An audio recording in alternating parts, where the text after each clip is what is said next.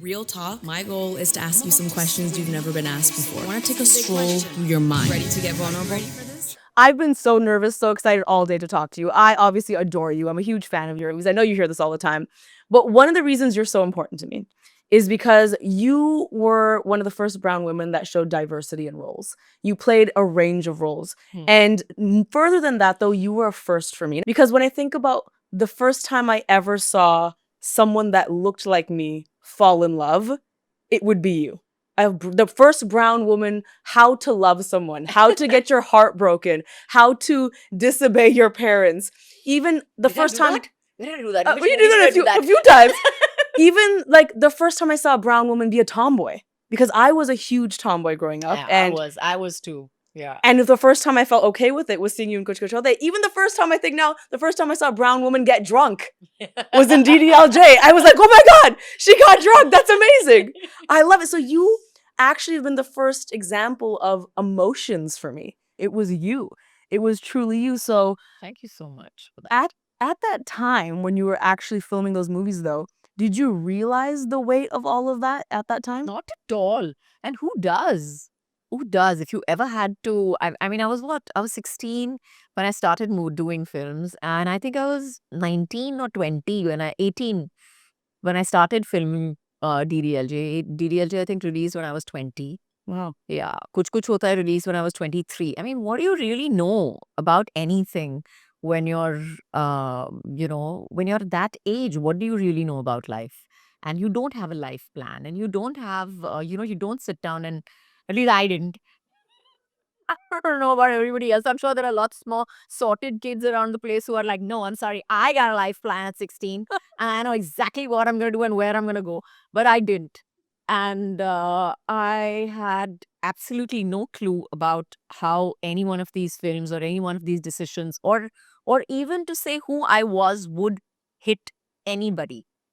So yeah, I was just myself, and I was okay. I was honest. I was happy with myself, and I still am honest and happy with myself. I see that. I want to dive into those three movies a little bit. But before I do this, let me preface by saying, as you see his pictures on the wall, Karan was on the last season. You know Karan's very unfiltered. He's very open. Yes. And so when I asked him about the films, he himself was like, I would do this differently. I can't believe I did this. This is my way of giving you permission to say that he talks some shit and you could do the same thing. If you want, that's my way of saying that. So if I was to ask any white person, what is the first Bollywood movie you ever watched, you would say, thank you. So, Kabhi Khushi Kabhie Gham is generally people's introduction to Hindi cinema. I actually watched it a week and a half ago because I was introducing someone to Hindi cinema. And I always get the same reaction at a certain part of the film that I didn't realize watching it when I was younger. But now as an adult, I watch it and I go, did this scene mess me up in some way? And I'll tell you the scene. It's when the end of the movie, you and Shah Rukh go back home. And Shah Rukh is addressing his dad, Amitabh, and his father goes, why didn't you come home? Why didn't you come home? How could you not come home? It was on you. And my friends always stop to go, he's kind of gaslighting him. Like, he told him not to come home. I can't decide, to be honest, if it has impacted the way I have a relationship with my parents or not. So you think Amitabh's right in that situation? No, I don't. But at the end of the day, the way we are brought up, our parents today, my mom has the right, I feel, to be illogical. I feel my mother has earned that right by cleaning my bum and wiping my poop and me peeing on her and her burping me. She has the right to stand up and be illogical and throw tantrums at me. I'm not saying horrible ones. Yeah. There's no harm in saying a sorry if it appeases them enough. Even though they didn't accept you? It was you standing at the door, just to remind you. FYI. You were the daughter-in-law. I know, I get all that. Would you have At the that point same of time. answer before you were a parent? Probably not. You're like, as a parent now, I can Probably say it's not. perfectly acceptable for parents to be illogical. No, I just feel that I think I realized exactly how much a parent loves their child when I had my own kids. And when I had my daughter, that was one of the first conversations that I had with my mother. I think my daughter was about 6 months old, and I called up my mom, and I have sat and I have howled on the telephone, and I've been like, Mom, I never knew how much you loved me. I never knew how you took care of me. I still don't. I have not. I always think in my head that I have done everything right for my mother and I have taken care of her and I love her to death and beyond. But I never understood how much she loved me till I had my own kids. And that's why I'm saying it. I'm just saying that it's something that it's not because I'm just saying that it's coming out of love. Wow. And if you're looking at it from that angle, if that person loves you so much, and if you look at it from that angle, that, oh God, that person loves you so much, you may not agree on certain things, but he or she loves you. You can't leave them and go away. You'll want to make things right. You've healed something in me just now. I want you to know. Free therapy. I love it. Free therapy. Let's go. Well, I love that you had that answer. Honestly, admittedly, was not the answer I was expecting. But when it comes to DDLJ and Kuch Hota Hai, I have the same kind of question, which is when people watch it today, those two movies today, what do you hope they take from those movies? And what are some things you hope they don't take from those movies?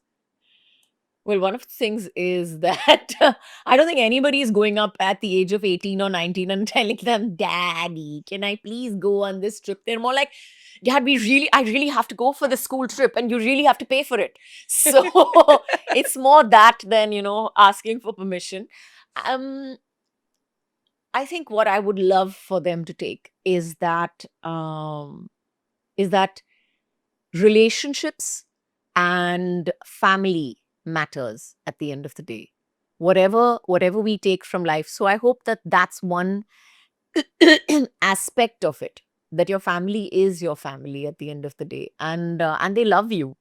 And, that's what it's all about. What about what you hope people don't take from it? My dressing sense, at least, for sure. I want to preface this by saying, in no world, and I want to just clarify this because I'm a massive fan of all these films, and there's no world where I'm trying to drag these films. They raise me. I adore them. I would scream about them from the rooftops. I also don't think it's completely fair to say, oh, well, this happened this way, because it was a different time and place. And I know it's... Exactly. It was written for a different time and place. It came from a different perspective completely. I mean, I think we can all give it that little, as they say, cinematic liberty that everybody takes. Would you be okay if I told you a scene that Yes, I think please. about a lot?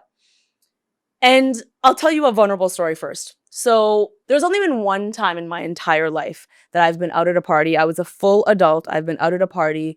I was having a really bad day. I think I maybe had 1 or 2 drinks. And for the first time in my entire life, all I did was I kissed a boy that I was not in a relationship with. That's all I did. I kissed a boy. The next day, when I went home, one of my male friends called me and made me feel so bad about it. Really was like, you should be so ashamed of yourself. Women shouldn't do this. It was a core memory for me because of how bad I felt about it. And the reason I bring this up is because it really reminds me of the scene in DDLJ when Shah Rukh's character is pranking you, being like, oh, we basically slept together, and I see your character devastated about it and really upset. I think about that scene. I asked Karan about that scene as well, and he's like, yeah, maybe that would be different if it happened today. So for my own therapy and healing, would you be okay if I'm sending you the bill after this Okay, podcast? 100%. Can we watch that scene for a second? Is that okay? So I have a question for you. Would you change anything about this scene? If you had the artistic direction to be changed, would you react differently? Should a girl react differently? I would have definitely taken out my lipstick and said, sorry, wrong shade. That's what I mean. Like, I don't think you'd be as devastated, right? No, Maybe. I don't, honestly, it's a very female thing. It's a very female thing. Maybe not so devastated about it, or yes, of course, you would play it differently. I mean, if you have to shoot it differently, it would depend on which character you were playing, whether you were playing a character from a city or not, or you were playing a character which was, a little more from the town area, or, in a town, or maybe a smaller village. It would depend on where your character is from and all that, how you would play it. But I think the basic emotion is that when you don't remember what you did, or if you feel that you have done something that, you don't really know whether you wanted it to happen or not, yes, you would be devastated by it, wouldn't you? I think, yeah, I would be devastated at the not remembering. Devastated by it, but you would be upset about it, wouldn't you? No, you're right about the not remembering for sure.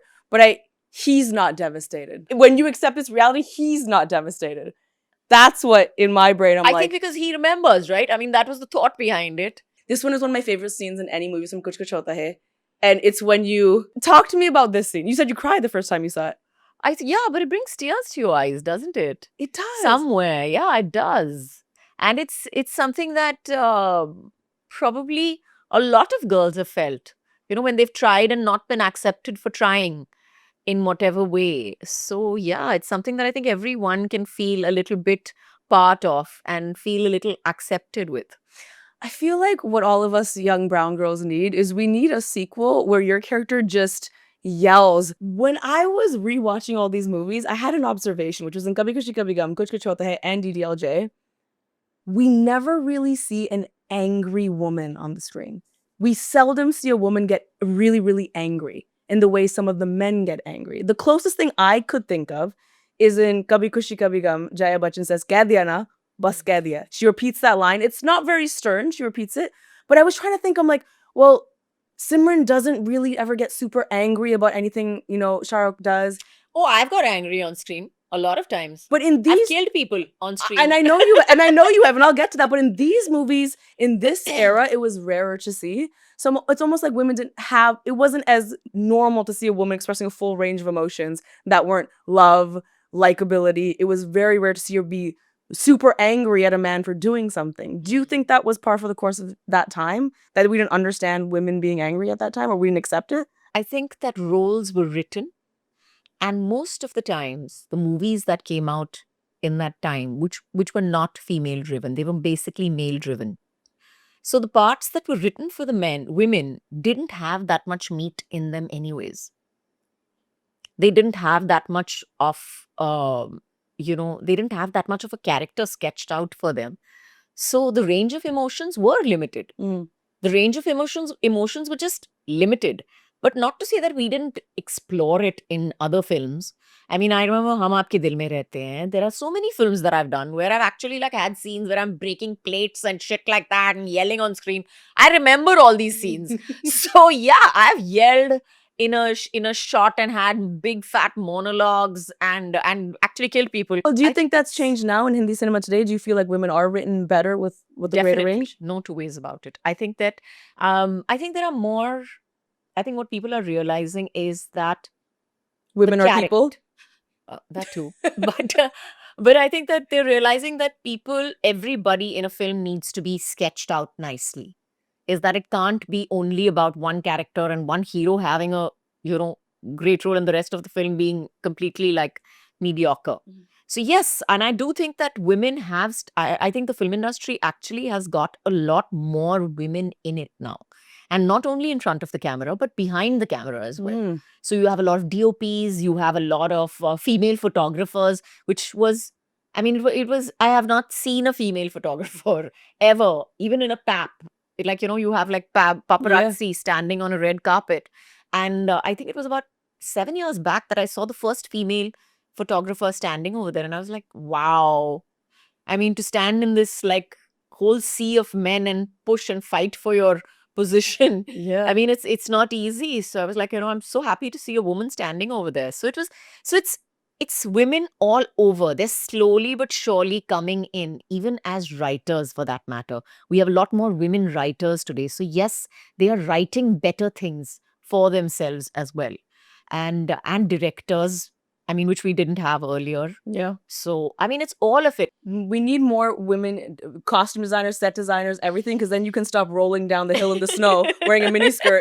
You know what I mean? That's still something women have to deal with. When is that going to change? How are you getting frostbite for the cause, for the culture? Oh my goodness. I know, and chiffon saris and the heroes wearing a puffer jacket. Literally. And thermals. Literally. Just my own personal knowledge, how many times did you roll down that hill in the snow? The first time I rolled down the hill, I stopped. But the second time, Shah Rukh actually had to come and catch me before I went into the water.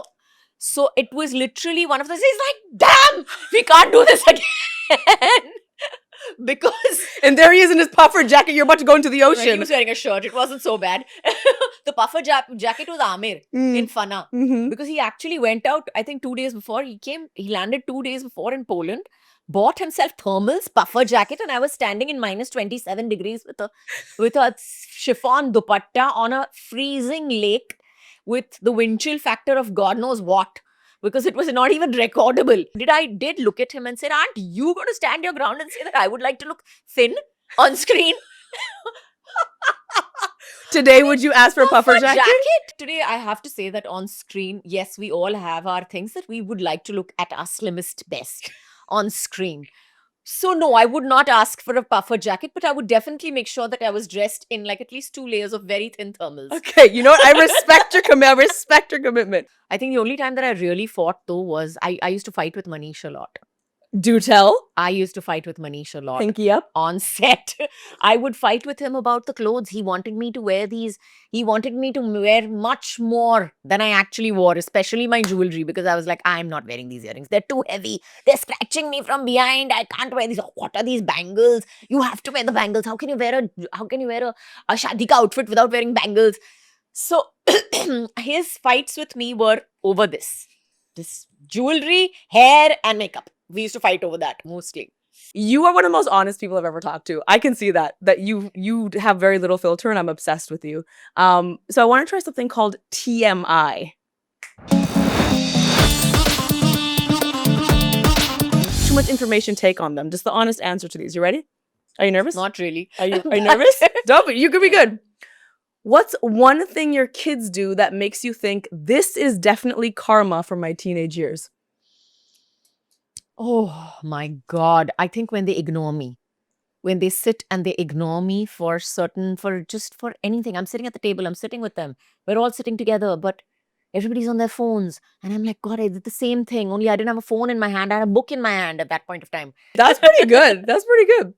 Ooh, I love this. Ooh, I really like this one. Are you ready? Out of all of your male co-stars you've had, who's been your favorite?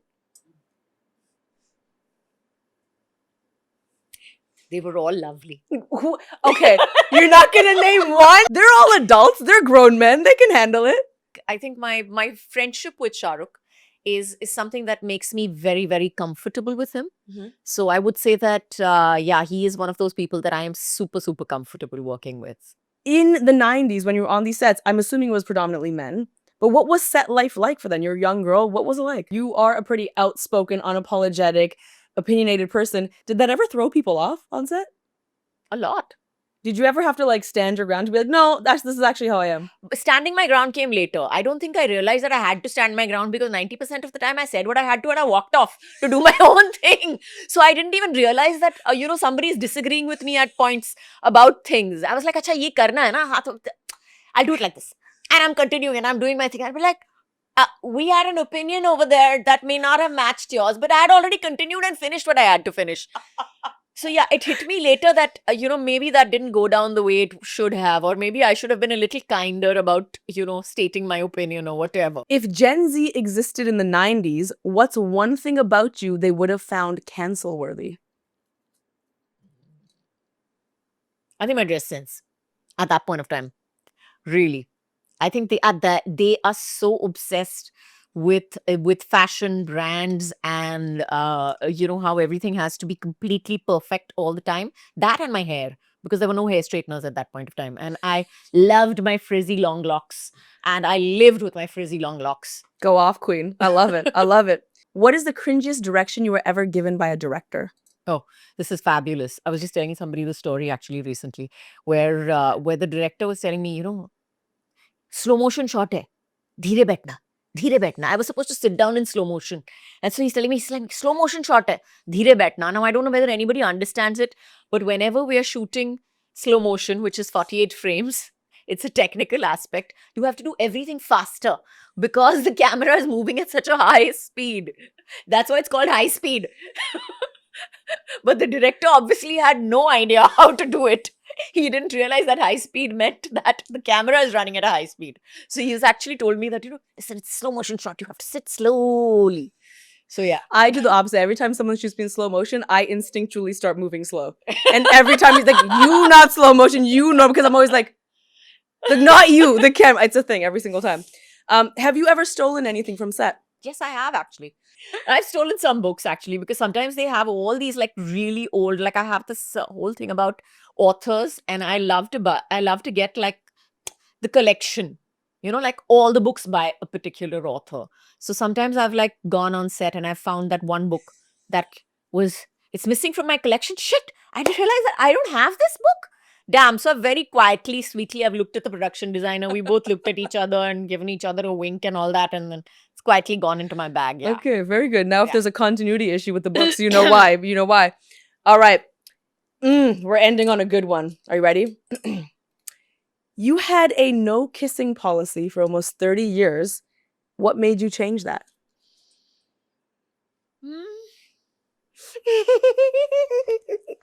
You had to ask. I had to. Well, I'm curious. I'm curious. You know, honestly, it was the season that I was playing, and it had so much to do with the character, and it had so much to do with who she was. It wasn't simply a kiss. It was about what she thought, what she wanted to happen, what didn't happen for her, what she believed, what she had faith in, what she couldn't have faith in. It was something that was a integral part of the entire screenplay. So I couldn't have cut that out without cutting an integral part of the entire character. I have a follow-up question, and you don't have to answer it. Is it also, you explain professionally why, and I really respect that you're like, it's right for the character, actually. But did something within you also change as a person that made you okay with doing it?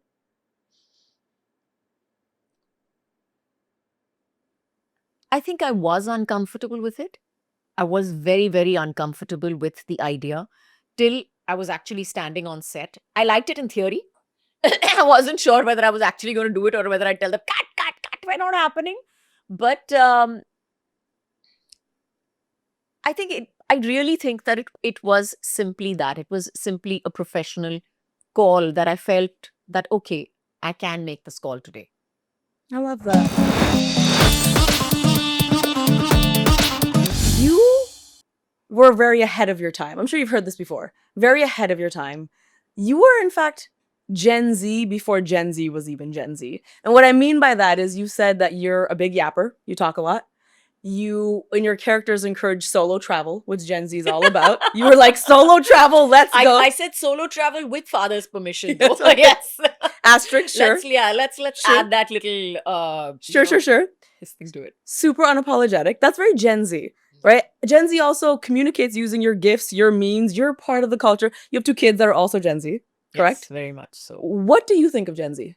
I think actually I would say the 90s people are actually the most amazing people, because we have seen the span of no social media, no phones, and we knew how to write properly in cursive.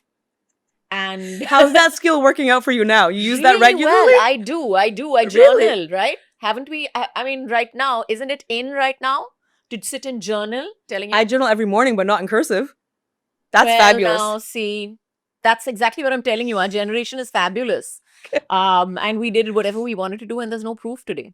See, we were smart. Wow, that is Because smart. we didn't have phones. I think that the fact that we had to adapt to so much and, adapt to first having phones and, going from landlines to to hand phones, which were almost like this big. I remember the first phone was like that big, to social media.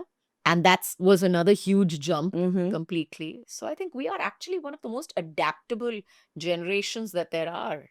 So then And then if the end of the world happens, if the zombies take over, and if they come to attack us, we will be the ones. I think Gen Z right now are going through this time and place where there is an overload of information. And maybe because we grew up in a time when we had zero information, or only information that is given to us through parents. So we had to make up our own minds about everything, whether it was ethics, whether it was boundaries, whether it was what we can do and what we can't do, our limits, our ceilings that we wanted to break or didn't want to break, what we believed we could achieve. And I feel Gen Z today somehow has so much of information that they're just swimming, and they keep swimming, and they are just not able to, they're not able to make a decision about about what these things are, whether it's like they know about it, of course, because everybody knows that, oh, this is right, this is wrong, and this is supposed to be like this, and that is supposed to be like that. But what do you want? Make up your mind about it. So I feel that's something that I feel most of them struggle with. That's really interesting. You're basically saying critical thinking, the ability to decide for yourself, because now you're bombarded with information. You have a son and a daughter, right? Do you Yes. feel like this information and noise impacts them differently? I think, yes, it does. How so? Like, how is it different for your daughter than It your is son? different for my daughter because I think my daughter is my daughter and my son both process it differently. I think mainly because of that she's a girl and he's a boy. I think boys lead a slightly simpler life, and girls have a lot more thrust at them. As a parent, how do you deal with that? Especially if you're saying your daughter especially gets so much more noise thrown at her. How do you deal with that as a mom? I have a lot of talks with her. I talk to her. I talk her through things. Wait, my mind is blown. You talk to your kids? I do. I do. This is revolutionary stuff. You talk to your kids? Wait, hold on. So your daughter... I'm patenting it. That's literally breaking. So did your daughter actually approach you, though, when she's going through something? You know, it's a relationship that we had to build. And we built it because of the simple fact that hormones hit and she was 12. And we were like all over the place. We were fighting and we were both irrational at times. We were both illogical at times. And I'm being the adult. I stood up and I said that, okay, theek hai, I'm the adult. I should be a little more rational. I need to be the adult over here. And so yeah, I decided that no, if I'm not going to kind of fight with her that much. I'm going to try and talk to her as much as I can, talk at her till she starts listening to me, and work with her. And so we both struggled for nearly like 3 years. Both of us were like, I don't listen to you, I don't want to talk to you, yeah, fighting, whatever. But eventually, yeah, it became conversations, long conversations. It became about, and then I realized that it was more about just me sitting down and me listening to her. It was not about talking so much. It was just about giving her space to talk herself and to be heard. And that made the biggest difference. Once I realized that it was not about, trying to tell her how to do things. She would figure it out on her own. But she had to do it on her own. She just needed me to just sit there and listen to her as much as I could. So that was my biggest learning as a parent. So touch wood, we're okay today. You have been one of the most honest, refreshing people I've ever talked to. This day has been a dream come true for me. Truly, I thank you so much for taking the time. On behalf of literally millions of people and girls that are watching this, thank you so much for your work and for your art and for being who you are. It has made me who I am. So thank you so much. Thank you so much. I think you should subscribe to this channel because I think she's going to keep the bloopers in it as well. I very well may. And you'll have more honest conversations from amazing people like Kajol. So like, comment, subscribe, do all the things. I mean, you're with the queen. She said it. You better do it right now.